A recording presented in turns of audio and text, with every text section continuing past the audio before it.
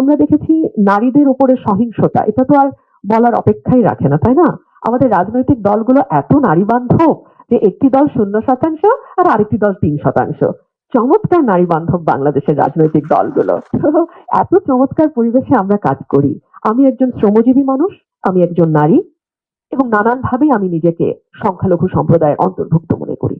তো বাংলাদেশের প্রেক্ষাপটে দাঁড়িয়ে আমার মতন, আমাদের মতন, আপনাদের মতন সাধারণ মানুষদের কষ্টের, সমস্যার, বিপদের জায়গাগুলো যদি রাষ্ট্র সুরক্ষা দিতে না পারে, তাহলে সরকার আসবে, সরকার যাবে, কিন্তু সাধারণ মানুষের জীবনের কোনো পরিবর্তন হবে না। বাংলাদেশ কিন্তু দীর্ঘ সময় প্রধানমন্ত্রীকে ঈশ্বর বানানোর প্রকল্প দেখেছে। প্রধানমন্ত্রী কোনো ভুল করতে পারে না, প্রধানমন্ত্রী ঈশ্বর, বাকিরা সবাই খুব দুষ্ট। সবাই প্রধানমন্ত্রীকে ভুল বোঝায়, সবাই প্রধানমন্ত্রীকে দিয়ে ভুল কাজ করায়, সবাই প্রধানমন্ত্রীকে দিয়ে ভুল কথা বলায়। আমরা যেন ওই ট্র্যাপে আর না পড়ি। মানবাধিকারটা তখন লঙ্ঘিত হয় যখন আমরা আকাশ থেকে হঠাৎ করে ধুম করে নিচে ফেলে আছড়ে ফেলে দিই। সেটাও হয় না, মানে আমাদের আসলে মাত্রা জ্ঞানের কোথাও কোনো সমস্যা আছে সম্ভবত। হ্যাঁ, আমরা মানুষকে হয় ঈশ্বর বানাই, না হলে মানুষকে শয়তান বানাই। মানুষ কিন্তু ঈশ্বরও না, শয়তানও না, মানুষের দোষে গুণে মানুষ। আর প্রধানমন্ত্রীর it's an office, let's deal it professionally, তাই না?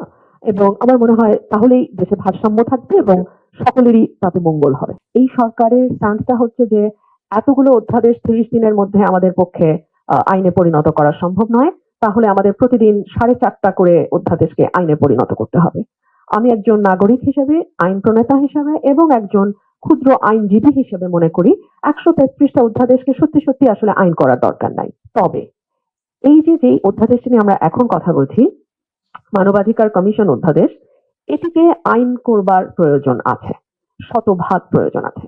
আমরা এমন একটা সমাজে, এমন একটা রাষ্ট্রে, এমন একটা সময়ে বাস করছি যেই সময়ে বাংলাদেশে নারী, ধর্মীয়ভাবে সংখ্যালঘু, আহমেদিয়া সম্প্রদায়, আদিবাসী জনগোষ্ঠী, শ্রমজীবী মানুষ, তাদের প্রত্যেকের নাগরিক অধিকার অত্যন্ত সংকুচিত এবং বেশিরভাগ ক্ষেত্রেই সেটা হুমকির মুখে।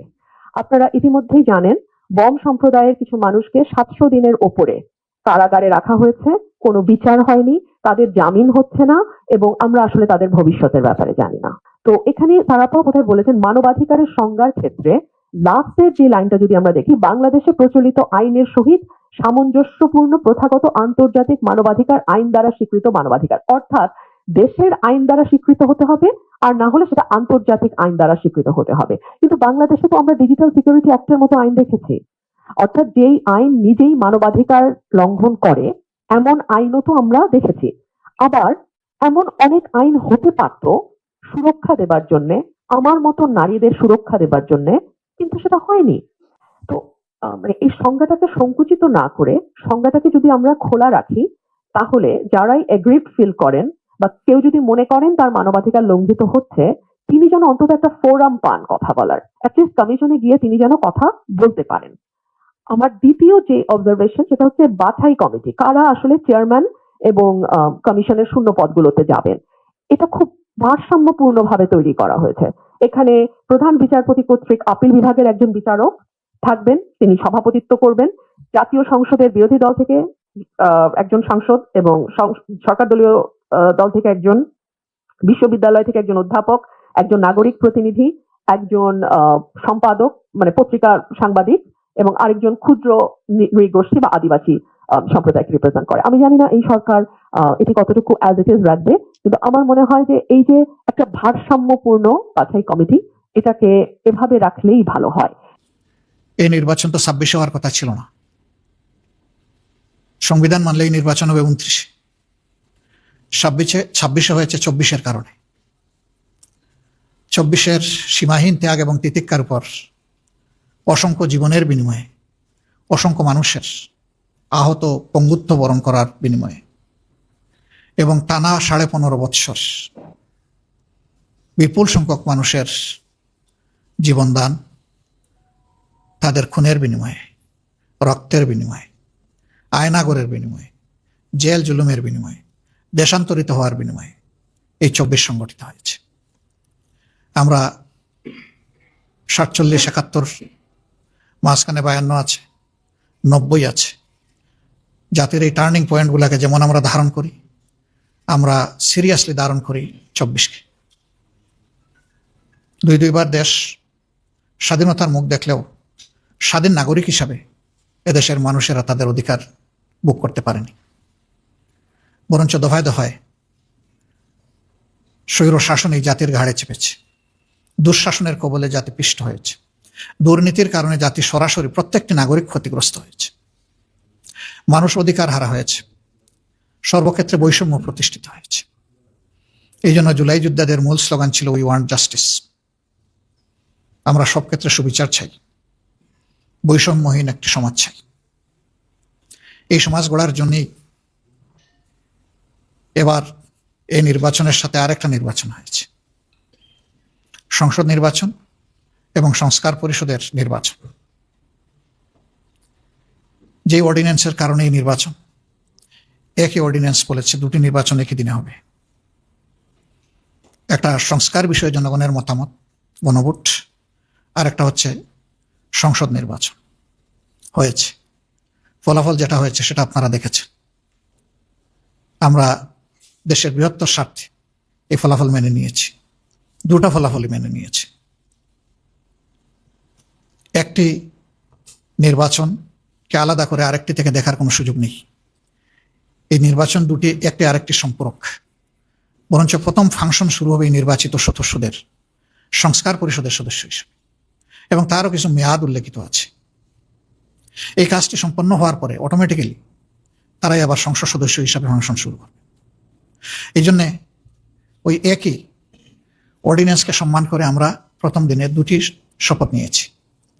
প্রথম শপথ হয়েছে সংস্কার পরিষদের সদস্য হিসাবে, দ্বিতীয় শপথটি হচ্ছে সংসদ সদস্য হিসাবে। আমরা দুই জায়গায় শপথ নিয়েছি, দুই জায়গায় আমরা স্বাক্ষর করেছি।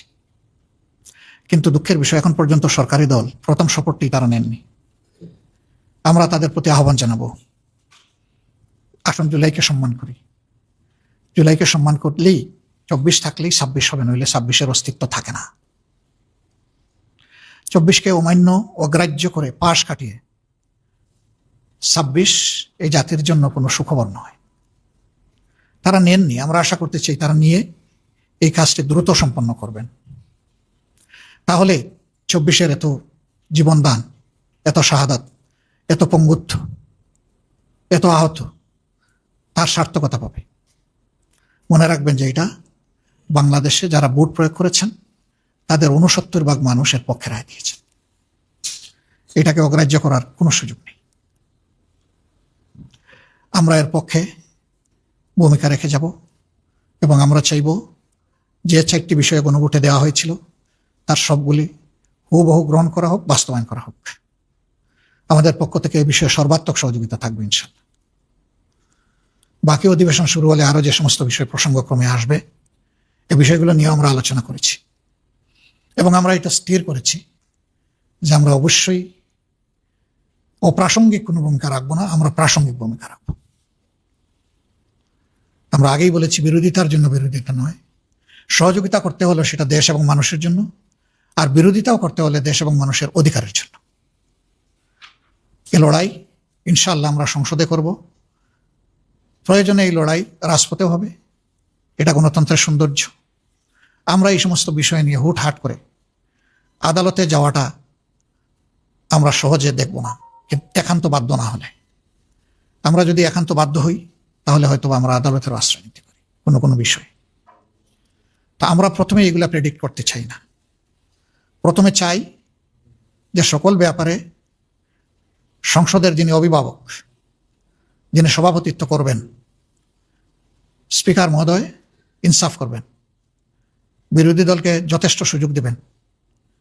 তাহলে গণতন্ত্রের সৌন্দর্য শুধু ফুটে উঠবে না, গণতন্ত্র টেকসই হবে।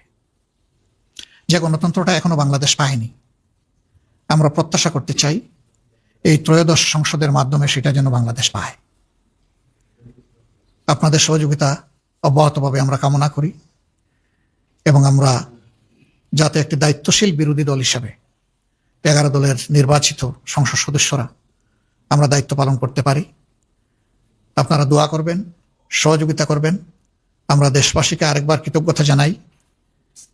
তাদের রায়ের যেটুকুই প্রতিফলন হয়েছে তারা আমাদের বক্তব্যকে ধারণ করে সমর্থন করে আমাদেরকে যতটুকুই নির্বাচিত করেছেন, ভোট দিয়েছেন, আমরা সকলের কাছে কৃতজ্ঞ।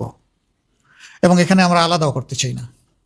এই নির্বাচনে সার্বিকভাবে অংশগ্রহণের জন্য আমরা দেশবাসীকে আন্তরিক অভিনন্দন এবং মোবারকবাদ জানাতে চাই। দেশের বাইরে যারা আছেন তারা আমাদের আত্মার অংশ। জুলাই পরিবর্তন, ৭১-এর মুক্তিযুদ্ধ, ৯০-এর গণ আন্দোলন, সকল ক্ষেত্রেই তাদের আন্তরিক সম্পৃক্ততা ছিল। বিশেষ করে জুলাইয়ের উত্তাল দিনগুলোতে শুধু বাংলাদেশ উত্তাল ছিল না, প্রবাসীরা যে যেখানে ছিলেন দুনিয়ার, তারা সম্পৃক্ত হয়ে গিয়েছিলেন, রেমিটেন্স বন্ধ করে দিয়েছিলেন। রাস্তায় বিভিন্ন দেশ আছে যেখানে নেমে মিছিল করা যায় না, তারা এগুলা ভুলে গিয়ে দেশের পক্ষে মিছিল করেছেন, কারাগারে নিক্ষেপ হয়েছেন, তাদের উপর শাস্তি আরোপ করা হয়েছে। আমরা তাদের ভূমিকাগুলোকে শ্রদ্ধার সাথে স্মরণ করি।